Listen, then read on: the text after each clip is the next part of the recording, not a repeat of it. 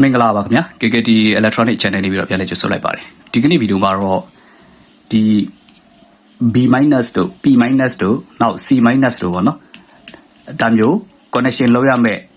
ဟာတွေပါလာတဲ့ BMS ကတ်တွေကိုချိတ်ဆက်တဲ့နီလန်းလေးကိုကျွန်တော်ဝင်ပြပေးသွားမှာဖြစ်တယ်တော်တော်များများတော့တည်ပြီးသားလေးဖြစ်လိမ့်မယ်ဒါပေမဲ့ကျွန်တော်စီမှာလာပြီးတော့မေးကြတယ်မတည်သေးတဲ့user တွေရှိတဲ့အတွက်ကြောင့်ပေါ့နော်ဒီမှာဒီ HX3S F100A ဆိုတဲ့ဒီ BMS ကိုကျွန်တော်နမူနာထားပြီးတော့ပြောပြပေးသွားမှာဖြစ်တယ်ပေါ့နော်သူကတော့ဒါ 3S ပေါ့နော်4S လည်းပဲတွဲပုံတွဲနည်းအတူတူပါပဲဘာပဲကွာသွားမလဲဆိုဒီ string ပို့တာပဲကွာသွားမှာပေါ့နော်ဟုတ်ပြီအဲ့တော့သူကကြတော့ဒါကျွန်တော်တို့တမယိုးကြ BMS ပေါ့နော်ကျွန်တော်တို့ဒီ 3S 40A ဒါမျိုး BMS မှာကြတော့သူက charging ရော discharging ရောကိုတော့ဒီ plus minus ကနေပဲထုတ်သုံးတာပေါ့နော်အသွင်းလေဒီအပေါင်းနှုတ်ကနေပဲသွင်းမယ်သူထဲနေအားထုတ်သုံးရင်လေဒီအပေါင်းနှုတ်ကနေပဲသုံးတယ်ဒါပေမဲ့ဒါမျိုးကတ်တွေမှာကျတော့အဲ့လိုမဟုတ်တော့ဘူးပေါ့နော်နည်းနည်းသူ့ရဲ့ connection ကပြောင်းသွားပြီပေါ့နော်နောက်ပြီးတော့တခြားဘာတွေရှုံးမလဲဆိုရင် delay BMS တို့ JK BMS တို့ပေါ့နော်အဲ့ဒါတွေလည်းပဲဒါမျိုး BMS နဲ့နည်းနည်းဆင်တူတယ်ဒါပေမဲ့သူကကျတော့ C- မပါဘူးdelay တို့ JK တို့မှာကျတော့သူက B- နဲ့ P- ပဲပါတာပေါ့နော်ဒီ C- မပါဘူးသူကကျတော့ဒီ C- ဆိုတာလေးအပိုပါလာတယ်ပေါ့ဟုတ်ပြီအဲ့တော့ဒါလေးကိုနားလည်မယ်ဆိုရင်ခုနကကျွန်တော်ပြောတယ် delay တို့နောက် JK တို့လည်းဒါချိတ်တက်သွားမယ်ပေါ့နော်ဒါကတော့ဒါရုပ်ရှင်းတယ်ဒါသူ့အနေနဲ့သူဒါ0 volt တွေ 4.2 တွေဒါမှန်အောင်ချိတ်ပြီးတာနဲ့ဒါမှတခါတည်း charging discharging လာပြီးတော့ချိတ်ရုံပဲဟုတ်ပြီဒါမျိုးကြတော့သူကတကယ်တော့သူ့အပေါ်မှာလဲဒါ wiring diagram ကိုသူတခါတည်းဆွဲပြထားပြီးသားပေါ့နော်ဒါလေးကိုဒါကိုကကြည့်တတ်မယ်ဆိုရင်တော့ဒါလွယ်လွယ်ကူကူချိတ်တတ်မယ်ဟုတ်ပြီအဲ့တော့ပထမဆုံးကတော့ကျွန်တော်တို့ကပုံမှန်ကတော့ဒါဒီအမဲကျိုးကဒါသူက B- ကိုသွားမှာပေါ့နော် B- နဲ့ချိတ်ဆက်ပေးရမယ်တော့ကတော့ဒီမှာ B- ကကျွန်တော်ဒီလိုလုပ်လိုက်မယ်နော်ဒါက 3S battery package ပေါ့နော် 3S ဆိုတော့ဒီမှာ minus ပေါ့နော်ဒီဘက်က minus ဒါဒီမှာကျွန်တော်ချိတ်ရမယ့်နေရာလေးထုတ်ပေးထားတယ်ပေါ့နော်ဒီ nickel strip ကိုဟုတ်ပြီအဲ့တော့ဒီ B- ကဘာလဲဆိုရင်ဒီကျိုးအမဲရလည်းပဲဒီ B- မှာလာပြီးတော့ချိတ်ရမယ်ပြီးတော့ဒီ B- မှာနဲ့လည်းပဲဒီဘက်က minus ကိုလာပြီးတော့ချိတ်ဆက်ရမယ်ပေါ့နော်ဆိုတဲ့ဘက်က B- ဒီ battery ရဲ့အနှုတ်နဲ့လာပြီးတော့ချိတ်ရမယ်နောက်သူ့မှာပါလာတဲ့ဒီကျိုးတွေပေါ့နော်ဒီအမဲအောင်ကျိုးကလည်းပဲဒီ B- နဲ့လာပြီးတော့ချိတ်ရမယ်နောက်ကျန်တဲ့ကျိုးကတော့ဒါတစ်ဆင့်ချင်းကိုကသူဆိုရင်ဒါ 4.2 နဲ့လာချိတ်ရမှာပေါ့နော်အဲ့တော့ဒီမှာ0ပေါ့နော် B- ပေါ့ဗျာပြီးရင် 4.2 ကဒီအပေါ်မှာဒီမှာဒီအတန်းဖြစ်မယ်ပေါ့နော်အဲ့မှာသူကဒီကျိုးနဲ့တွားပြီးတော့ချိတ်မယ်နောက်ပြီးတော့ 8.4 လာမယ် 8.4 ဒီအောက်မှာပေါ့နော်ဒီအောက်မှာဒလက်စီပဲပေါ့နော်ပြီးရင်ဒါကဘယ်ကိုသွားမလဲဆိုရင် B+ ကိုသွားမယ်ပေါ့နော်ဒါတော့ဒါရုပ်ရှင်းတယ်ဟုတ်ပြီဒါပေမဲ့တခုရှိတာကသူ charging နဲ့ discharging ဘိုင်းမှာကျတော့သူကချိတ်ဆက်ရတဲ့ပုံစံကဒါမျိုး BMS နဲ့မှာတော့နည်းနည်းကွဲပြားမှုရှိတယ်ပေါ့နော်ခုနကဒီ B- နဲ့ကျွန်တော်တို့ကဒီမှာလာပြီးတော့ချိတ်ဆက်ပေးလိုက်တယ်နော်ဒီက battery ရဲ့ minus နဲ့လာပြီးချိတ်ဆက်လိုက်တယ်ဟုတ်ပြီချိတ်ဆက်ပြီးတာနဲ့ကျွန်တော်တို့ကဒီ P- ဆိုတဲ့ဟာနဲ့ပြီးတော့မှဘာလဲဆိုရင် discharge ပေါ့နော်အားထုတ်သုံးမဲ့အနုတ်ကကျွန်တော်တို့ဒီကနေပဲယူသုံးမယ်အပေါင်းကတော့ဒီ battery ရဲ့အပေါင်းကနေလာပြီးတော့ယူသုံးရမှာဖြစ်တယ်ပေါ့နော်ပေါင်းနေယူသုံးရမယ်နောက်ဒီ C- ကတော့ဒါ charging ပေါ့နော်အားသွင်းတဲ့အခါမှာအားသွင်းရင်ကျွန်တော်တို့ကဒီ P- မှာသွားပြီးတော့သွင်းလို့မရဘူးပေါ့နော်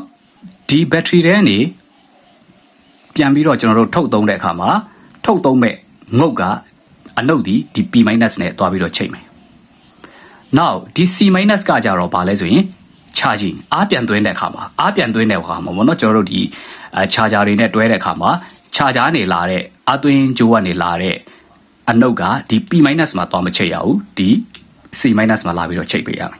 အဲ့ဒါလေးပဲသူကွဲသွားတာပေါ့နော်ကျန်တဲ့ဒီ charging ရော discharging ရောဒီအပေါင်းကတော့ဒီမှာပဲလာပြီးတော့ချိတ်ဆက်ရမယ်ဆိုတဲ့ဘက်ကအပေါင်းကဒီကနေထွက်မယ်အနုတ်ကအားထုတ်သုံးရင်ဒီ P- ကနေထုတ်သုံးမယ်အားပြန်သွင်းရင်ကြတော့အပေါင်းကတော့ဒီအပေါင်းပါပဲအပေါင်းကတော့အတူတူပဲเนาะတနေရာထဲမှာလာပြီးတော့ချိတ်ပေးရမယ်အနုတ်ပဲသူကဘာလဲဆိုရင် charging ကဒီ C- မှာလာပြီးတော့ချိတ်ဆက်ရမယ်အဲ့ဒါလေးကွဲပြားဖို့ပဲပေါ့เนาะကျွန်တော်ဒီတလောက်ကတော့ပေါ့เนาะတချို့ဒါမျိုးကတ်တွေမှာပေါ့ဒီ C- တွေပါတဲ့ကတ်တွေမှာမှားပြီးတော့မှပေါ့เนาะ charging ကိုဒီ P- မှာအနုတ်ကိုသွားပြီးတော့ထည့်ထားမိရင်ဒီကတ်ပျက်စီးသွားတာရှိတယ်ပေါ့เนาะအဲ့ခါကျတော့ကိုကမှတ်ထားရမှာကဒီ B- နဲ့ battery ရဲ့အနုတ်ကိုဒါတခါတည်းဆက်ပြီးပြီဟိတ်ဆိုတာနဲ့ဒီကနေ P- ကနေအားကိုထုတ်သုံးပြီးရင်သူ့အားပြန်သွင်းဖို့ minus ဒီ C- ကိုလာမယ်နောက်ပြီးတော့ plus ကတော့အားလုံးဒီမှာပဲလာမယ်နော် ဒီ charging ရော discharging ရောအပေါင်းကတော့ဒီကနေပဲထုတ်ပြီးတော့သုံးရမယ်ဒီကနေပဲတွင်းရမှာပေါ့နော်အပေါင်းကြတော့အနုပ်ပဲဒီလိုကွဲပြားသွားမှာဖြစ်တယ်ဒါကဒါမျိုး BMS တွေပေါ့နော်နောက်ပြီးတော့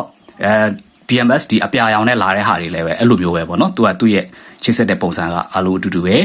နောက်ပြီးတော့ JK တို့ delay တို့မှာကြတော့ကွာသွားတာက तू ကဒီ C- မရှိဘူးဒီ C- မပါဘူး तू ကတော့ B- နဲ့ P- ပဲပါတယ်အဲ့တော့ delay တို့ JK တို့မှာကြတော့ B- နဲ့ကျွန်တော်တို့ battery ရဲ့အနုပ်ကိုသွားပြီးတော့ချိတ်လိုက်တယ်ချိတ်ပြီးတာနဲ့ P- ကနေထုတ်သုံးမယ်အားသွင်းရင်လည်းပဲအဲ့ P- ကနေပဲသွင်းမယ်အပေါင်းကတော့ battery ရဲ့အပေါင်းကနေပဲလာမယ်ဟုတ်ပြီနော် battery ရဲ့အပေါင်းကနေပဲလာမယ်အပေါင်းကိုတော့ကျွန်တော်တို့ battery ရဲ့အပေါင်းမှာ direct လာပြီးတော့ချိန်မယ် battery ရဲ့အနုပ်ပဲ JK တို့ delay တို့မှာကျတော့ P- မှာလာပြီးတော့ချိန်မယ်ဒီ B- ကကျတော့ battery ရဲ့အနုပ်နဲ့ချိန်ထားမယ်ဆိုတဲ့ဘက်ကဒီ B- ကနေကျွန်တော်တို့အားထုတ်သုံးလို့မရဘူးအားသွင်းလို့လည်းမရဘူးဒီ P- ကနေပဲပါလဲဆိုရင်အနုပ်ကဒီကနေပဲထုတ်သုံးမယ်ဒီကနေပဲသွင်းမယ်ဒါက JK တို့ delay တို့မှာ C- မပါတဲ့ BMS တွေပေါ့နော်ရှင်းရှင်းပြောမယ်ဆိုရင်တော့ဟုတ်ပြီဒီလို C- တွေပါရင်တော့ဒါတိတက် charging ရဲ့အနုပ်ကိုဒီ C- ကိုလာပြီးတော့ချိတ်ပေးရမယ်နောက် charging အပေါင်းကြတော့ဒီ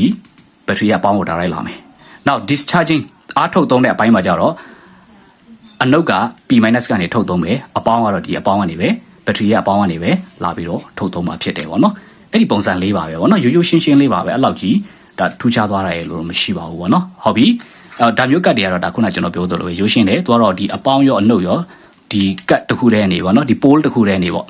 charging ရော discharging ရောနှစ်ခုစလုံးသုံးသွားတာဖြစ်တယ်ပေါ့နော်ဟုတ်ပြီအဲ့တော့ဒီကနေ့ကျွန်တော်ပြောပြပေးတဲ့အကြောင်းအရာလေးကိုနားလည်သဘောပေါက်ကြမယ်လို့ထင်ပါတယ်အဲ့တော့နောက်ဗီဒီယိုတွေမှာဒီထက်ကောင်းတဲ့အကြောင်းအရာတွေနဲ့ပြန်ပြီးတော့တွေ့ပါမယ်အားလုံးကိုကျေးဇူးတင်ပါတယ်ခင်ဗျာ